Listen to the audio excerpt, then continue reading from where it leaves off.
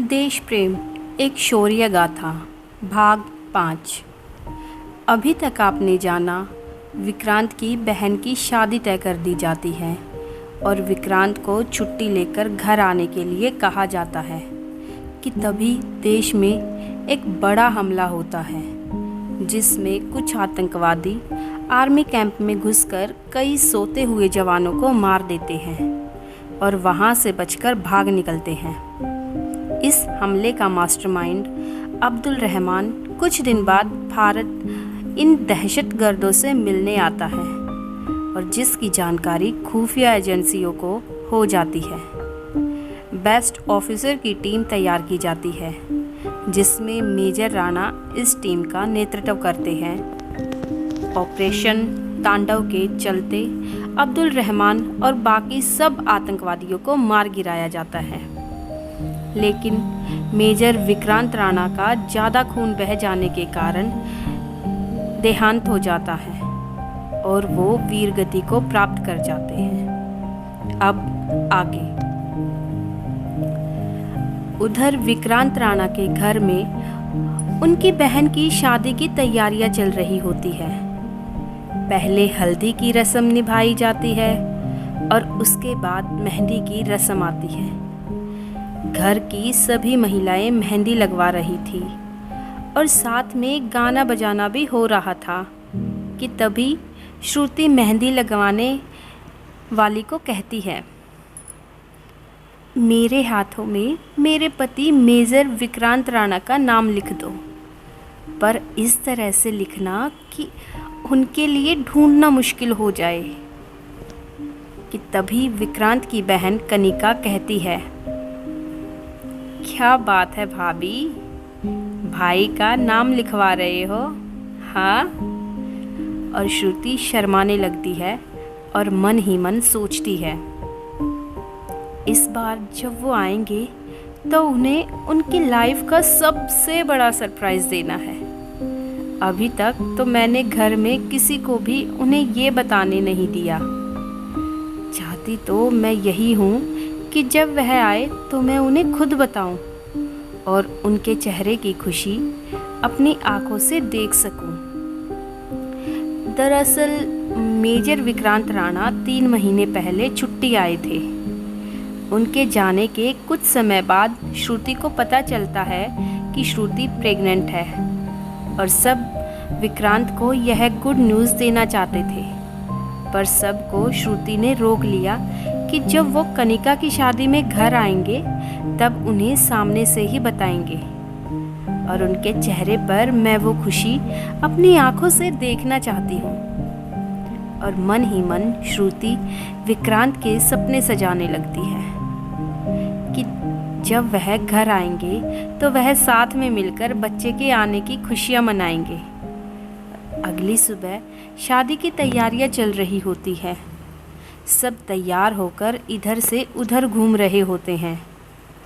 श्रुति भी हाथों में मेहंदी लगवाए लहंगा पहने हुए विक्रांत की दुल्हन बनकर खड़ी दरवाजे की तरफ बार बार देखती है और विक्रांत का इंतज़ार कर रही होती है कि तभी दरवाजे के बाहर एक बड़ी गाड़ी आकर रुकती है। उसमें से कुछ फौजी उतरते हैं। फौजियों को देखकर सब सोचते हैं कि विक्रांत आखिरकार शादी में आ ही गया, लेकिन जब गाड़ी से तिरंगे में लिपटे विक्रांत के पार्थिव शरीर को निकाला जाता है तो मानो सबके पैरों तले से जमीन खिसक जाती है। पूरा गांव इकट्ठा हो जाता है। बच्चे, बूढ़े, महिलाएं सभी गाड़ी के पास एकत्रित होने लगते हैं। सबको इंतज़ार तो था कि विक्रांत अपनी बहन की शादी में ज़रूर आएगा, पर वह इस तरह आएगा ये किसी ने सपने में भी नहीं सोचा था। विक्रांत के पार्थिव शरीर को अंतिम दर्शन के लिए अंदर रख दिया गया। मेजर राणा के घर वालों को तो छोड़ो, गांव के सभी लोगों का रो रो कर बुरा हाल था। खुशी का माहौल मातम में बदल गया था। सन्नाटा सा पसर गया था। श्रुति की तो जैसे दुनिया ही उजड़ गई। कहाँ वो मेहंदी लगाए अपने पति का इंतज़ार कर रही थी और कहाँ अब वो विक्रांत की विधवा बनकर खड़ी थी। वो तो मानो पत्थर की मूरत बन गई थी। जब मेजर राणा की बड़ी भाभी नीलम श्रुति को विक्रांत के अंतिम दर्शन कराने ले गई तो गांव वालों ने उन्हें रोका और बोले, इसकी हालत तो देखो, इसे यहाँ से ले जाओ और इसे संभालो। अगर इसे कुछ हो गया तो बच्चे का क्या? श्रुति की भाभी ने उन्हें समझाते हुए कहा, श्रुति को आखिरी बार विक्रांत से मिल लेने दीजिए। यह उसका हक भी है और सौभाग्य भी। शहीद की पत्नी होना बड़े ही गर्व की बात होती है। आखिर मेरी श्रुति एक शहीद की पत्नी है और वो इतनी भी कमज़ोर नहीं कि खुद को संभाल न पाए। श्रुति, चलो विक्रांत से मिल लो। और जैसे ही मेजर विक्रांत के चेहरे से कपड़ा हटाया जाता है, उनका चेहरा देखकर श्रुति उनके साथ बिताए हुए पलों में खो जाती है। वो कहते थे, श्रुति, अगर मैं तुमसे कुछ कहूँ तो मानोगी? हाँ बोलिए ना। अगर कभी मुझे कुछ हो जाए तो? श्रुति तुरंत उनके होठों पर अपना हाथ रख देती थी और उन्हें चुप रहने के लिए कहती तो वो हाथ हटाते हुए कहते, अरे पगली, इस बात से कब तक भागोगी? तुम्हारा पति एक फौजी है और फौजी अपनी जान हथेली पर लिए चलते हैं। कब क्या हो जाए किसी को कुछ नहीं पता। कुछ पल रुक कर बोले, पर मुझसे वादा करो, अगर तुम्हें शहीद की पत्नी होने का सौभाग्य प्राप्त हो तो तुम आंसू बहाकर इसे व्यर्थ मत करना। वादा करो श्रुति, गर्व करना कि तुम एक शहीद की पत्नी हो। और उस समय श्रुति की आंखों में नमी होती, पर वो आंसू आँख से नीचे नहीं गिरने देती थी और मानो उसी नमी में अपनी सहमति जता देती थी।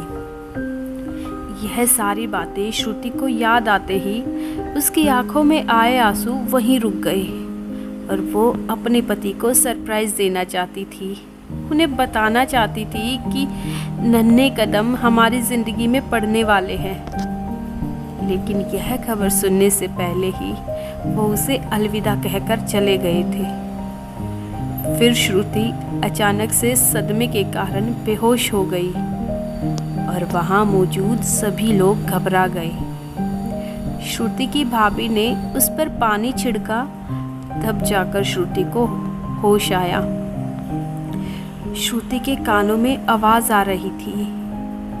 कोई कह रहा था, अभी इसकी उम्र ही क्या है, कैसे रहेगी यह पूरी ज़िंदगी अकेली। तो कोई कहता, ना सास ससुर रहे और ना ही पति, अब ससुराल में तो इसका कोई ठिकाना नहीं। कोई कहता, दूसरी शादी कर ले तो ही सही रहेगा, इतना लंबा जीवन बेचारी कैसे काटेगी। खैर, जितने लोग उतनी बातें। लेकिन इन सब की बातों को सुनकर उसकी बड़ी भाभी को गुस्सा आ गया और उन्होंने कहा, क्या हुआ अगर माँ बाबूजी नहीं है, विक्रांत नहीं है, हम तो हैं ना। आज से श्रुति मेरी बेटी बनकर रहेगी। इसे जो करना होगा वह करेगी। मैं इसका पूरे जीवन साथ दूंगी। अब से यह मेरी देवरानी नहीं, मेरी बेटी है। और इतना कहकर उन्होंने श्रुति को कसकर गले से लगा लिया। पूरे सम्मान के साथ विक्रांत राणा को अंतिम विदाई देकर उनका अंतिम संस्कार किया गया। श्रुति को अब खुद को संभालना था, क्योंकि वह अकेली नहीं थी। उसका होने वाला बच्चा भी उसकी ही जिम्मेदारी था।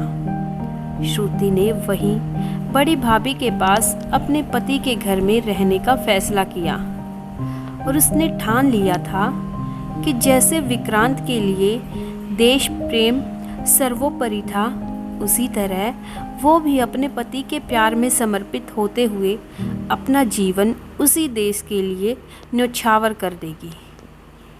समय बीता और श्रुति ने एक प्यारे से बेटे को जन्म दिया और जिसका चेहरा हूबहू विक्रांत से मिलता था।